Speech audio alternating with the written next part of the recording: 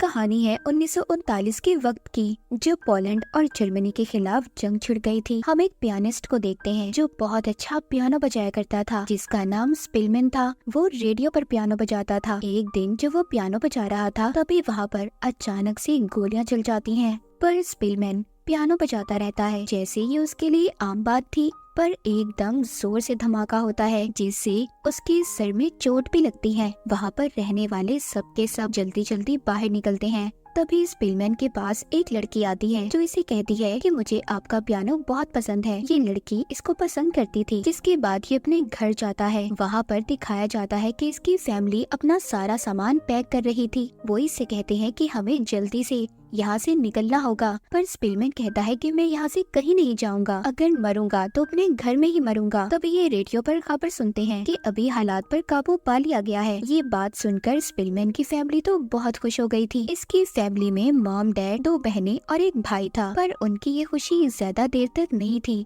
वहाँ पर जर्मनी की फौज आ जाती है। वो वहाँ पर आते ही ऐलान करते हैं कि कोई भी जूइश यानी यहूदी अपने घर में 2000 से ज्यादा पैसे नहीं रखेगा और अपने हाथ पर सफेद रंग का कपड़ा बांधेगा, जिससे दूर से ही इन्हें पहचाना जाएगा। यानी कि एक किस्म का जर्मन्स ने आकर पोलैंड पर कब्जा कर लिया था। और बाज दुकानों पर तो वो ये भी लिख देते हैं कि जूइश और डॉग्स आर नॉट अलाउड, कि इन दोनों का आना दुकानों पर मना है। अब क्योंकि जर्मन्स ने वहाँ पर आकर सारे रेडियो स्टेशंस को भी उड़ा दिया था, खत्म कर दिया था, इसीलिए स्पिलमैन की नौकरी भी नहीं होती, मगर इसको एक होटल में पियानो बजाने का काम मिल जाता है। एक दिन इसको वही लड़की मिलती है जिसने इसको बताया था कि ये स्पिलमैन को पसंद करती है। वो उससे कहती है कि आओ कॉफी पीते हैं। जब ये होटल में जाते हैं तो वहाँ पर जूइश का आना मना था। वो कहती है कि आओ हम पार्क में घूमते हैं। स्पिलमैन इसको बताता है कि हम लोगों का वहाँ पर भी जाना मना है। ये दोनों अब घंटों खड़े वहीं पर बातें करते हैं। फिर इसके बाद एक फरमान जारी होता है कि सभी जूइश लोगों को अपना घर छोड़कर एक अलग जगह पर रहना होगा, जहाँ पर बाहर से आने वाले जूइश लोगों को भी रखा जाएगा। पर वो जगह बहुत छोटी थी। अब स्पिलमैन की फैमिली के पास पैसे भी खत्म हो गए थे, इसीलिए स्पिलमैन को अब अपना पियानो बेचना पड़ता है जो उसे सबसे ज्यादा प्यारा था। ये सब अपना घर भी छोड़ देते हैं। नई जगह पर इनको एक छोटा सा घर दिया जाता है जिसमें सिर्फ एक कमरा और एक किचन था।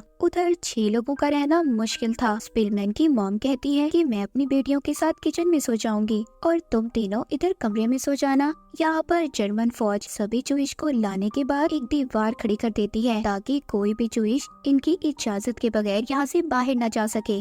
इनके साथ जर्मन्स बहुत बुरा सलूक करते हैं। अब यहाँ पर जर्मन्स जूइश की अलग से फौज भी बनाना चाहते थे। एक जर्मन ऑफिसर जो स्पिलमैन की फैमिली को जानता था, वो इनके घर में आता है और स्पिलमैन के भाई को फौज में भर्ती होने का कहता है, पर वो मना कर देता है। कहता है नहीं, मैं जर्मन्स में रहकर जूइश पर जुल्म नहीं कर सकता। वो अब स्पिलमैन को भी कहता है, पर वो भी उसे मना कर देता है। वो ऑफिसर कहता है कि आखिर कब तक तुम यूं ही सड़कों पर किताबें बेचते रहोगे। दरअसल स्पिलमैन और उसका भाई सड़कों पर किताबें बेचा करते थे, पर इस जंग के माहौल में अब कोई किताबें भी पढ़ना नहीं चाहता था, इसलिए इनका ये पैसे कमाने का जरिया भी खत्म हो जाता है। पर स्पिलमैन को दोबारा से पियानो बजाने का काम मिल जाता है, लेकिन अब हालात बहुत खराब हो चुके थे। सड़कों पर ऐसे ही जूइश की लाशें पड़ी रहती थी। जर्मन्स जब चाहे मार देते थे। जैसे ही जर्मन्स जूइश के इलाके में आते थे तो वो सभी अपने घर की लाइट्स को बंद कर देते थे, क्योंकि इनका कुछ पता नहीं था कि किसे कब मार दें। एक रात जर्मन ऑफिसर्स एक घर में जाते हैं जहाँ पर फैमिली खाने के टेबल पर बैठी खाना खा रही थी। ये आते ही सबको उठने का कहते हैं। सब इनके एहतराम में खड़े हो गए थे, पर सिवाय एक आदमी के। वो माजूर था और ये जानते थे कि वो चल नहीं सकता, पर फिर भी जर्मन ऑफिसर ये ऑर्डर देता है कि इसको खिड़की से नीचे गिरा दो और उसकी फैमिली को बाहर निकालकर भागने का कहता है।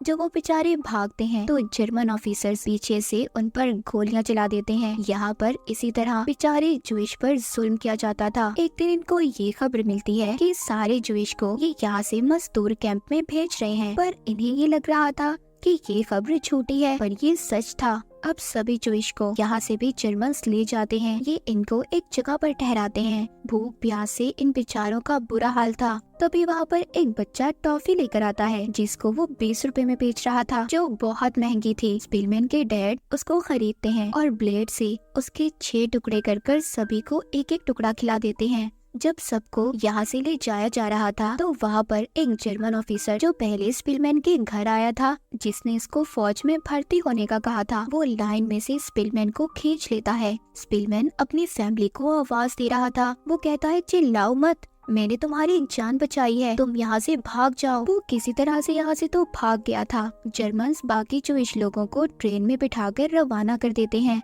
स्पिलमैन को ये बात पता थी, जो भी ट्रेन में गया है वो अब वापस नहीं आएगा। ये बहुत रोता है क्योंकि वो जानता था कि उसने अपनी फैमिली को खो दिया है। ये अब दोबारा से उसी जगह पर जाता है जहाँ पर इनका कैंप था, पर अब वहाँ पर कोई भी नहीं था सिवाय लाशों के। फिर ये उस जगह पर जाता है जहाँ पर पियानो बजाया करता था। वहाँ पर इसको एक आदमी मिलता है जो अलमारी में छुपा हुआ था। वो इसको भी बुला लेता है, कहता है हमें कुछ दिन तक यहीं पर छुपना होगा, जब तक सब कुछ ठीक नहीं हो जाता। ये दोनों कुछ दिन तक वहीं पर रुकते हैं। फिर थोड़े दिन बाद कुछ माहौल ठीक हो जाता है। ये जब बाहर आते हैं, स्पिलमैन जो कि एक पियानो आर्टिस्ट था, अब वो मजदूर बन चुका था और बचे हुए जूइश लोगों के साथ मिलकर उनके कैंप में रहा करता था। जर्मन्स अभी भी जब चाहे जूइश को मार देते थे।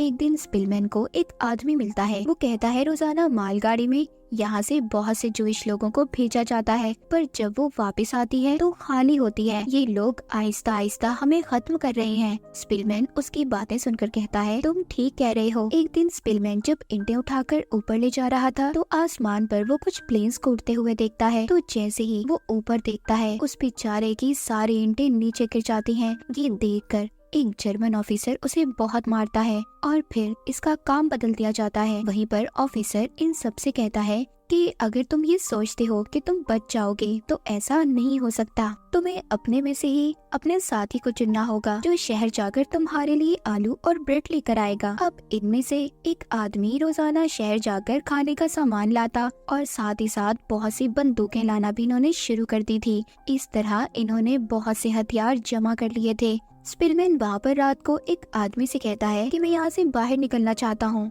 वो कहता है बाहर तो निकल जाओगे, पर बाहर निकलकर जिंदा रहना बहुत मुश्किल है। बाहर जर्मन जूइश को देखते ही गोली मार देते हैं। स्पिलमैन अपने साथी से कहता है कि जब मैं शहर में काम करता था तो मैंने अपने जानने वाला को देखा। वो भी मेरी तरह ही आर्टिस्ट है और बहुत अच्छे इंसान है। देखो तुम तो रोज शहर खाना लेने जाते हो, तो उन्हें मेरा बताना, वो मुझे यहाँ से निकाल लेंगे। वो आदमी इसकी बात मान जाता है और इसका काम भी कर देता है। जब अगले दिन ये सभी काम करके वापस जा रहे थे तो एक जर्मन ऑफिसर इन पर कोड़े बरसाता है। कहता है तुम्हें पता है मैं तुम्हें क्यों मार रहा हूँ? सब कहते हैं नहीं। वो कहता है आज न्यू ईयर है, इसीलिए मैं खुशी मना रहा हूँ तुम्हें मारकर। जर्मन्स बिला वजह ही इन पर जुल्म करते रहते थे। एक दिन स्पिलमैन वहाँ से निकल जाता है और वहीं पर पहुँच जाता है जहाँ पर इसे पहुँचना था। ये उन्हीं लोगों के पास आ गया था। वो इससे कहते हैं कि हम तुम्हें यहाँ पर नहीं रख सकते क्योंकि जर्मन्स की नजर हर जगह पर है। पर वो आदमी इसको एक घर में ले जाता है। ये जगह वहीं पर थी जहाँ पर पहले इसका कैंप था।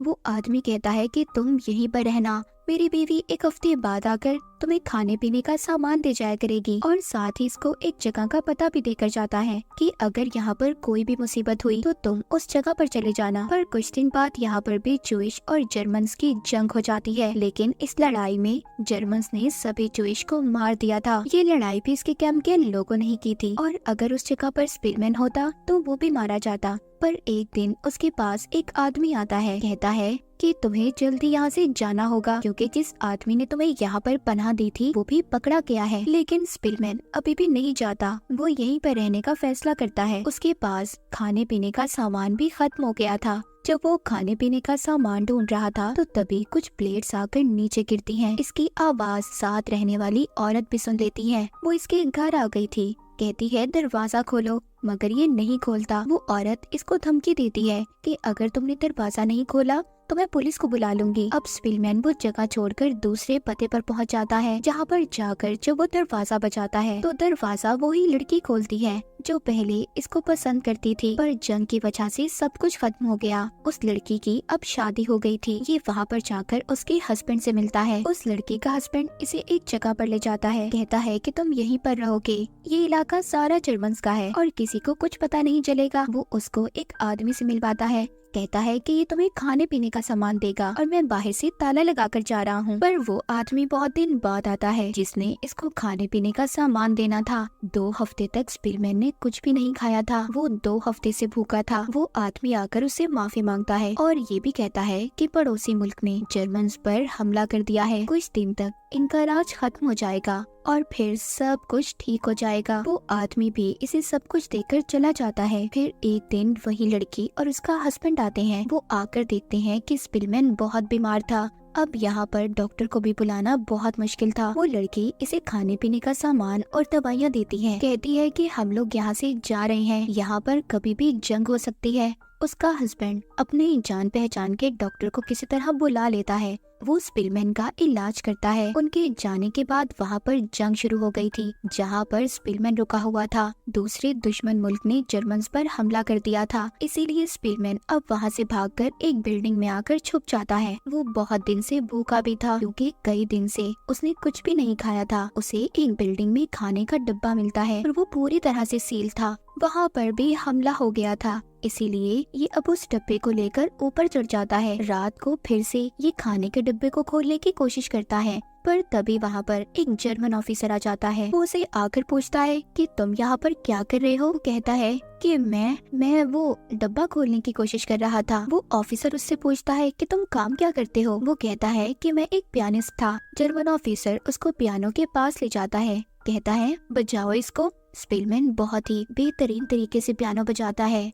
वो ऑफिसर उससे पूछता है कि क्या तुम जूइश हो और यहाँ पर छुपे हुए हो। वो कहता है हाँ। फिर कुछ दिन तक वो ऑफिसर उसे खाना देने आता रहता है। एक दिन वो आकर बताता है कि दुश्मन फौज नदी के पार पहुंच चुकी है और हम यहाँ से जा रहे हैं। वो जाते हुए उसे अपना कोट भी देकर जाता है क्योंकि वहाँ पर बहुत सर्दी थी। उस ऑफिसर के जाने के बाद गोलाबारी शुरू हो गई थी। जब सब कुछ रुक जाता है, स्पिलमैन बाहर आता है। वहाँ बाहर जो लोग थे उस पर फायरिंग करने लगते हैं क्योंकि उसने जर्मन ऑफिसर का कोट पहना हुआ था। वो उनसे कहता है कि मैं जर्मन नहीं हूँ, मैं पॉलिश हूँ, जूइश हूँ मैं। वो पूछते हैं कि तुमने ये कोट क्यों पहना हुआ है। वो कहता है ठंड से बचने के लिए। वो समझ जाते हैं कि ये पोलैंड का है। वो उसे छोड़ देते हैं। वहीं दूसरी तरफ जिस जर्मन ऑफिसर ने स्पिलमैन को बचाया था, उस जर्मन सिपाही को पकड़ लिया जाता है। वहीं पर एक आदमी आता है जो सबसे कह रहा था कि तुमने मुझसे मेरा म्यूजिक छीन लिया। तो जर्मन ऑफिसर ये बात सुनकर कहता है क्या तुम स्पिलमैन को जानते हो। वो कहता है हाँ, उसे कौन नहीं जानता।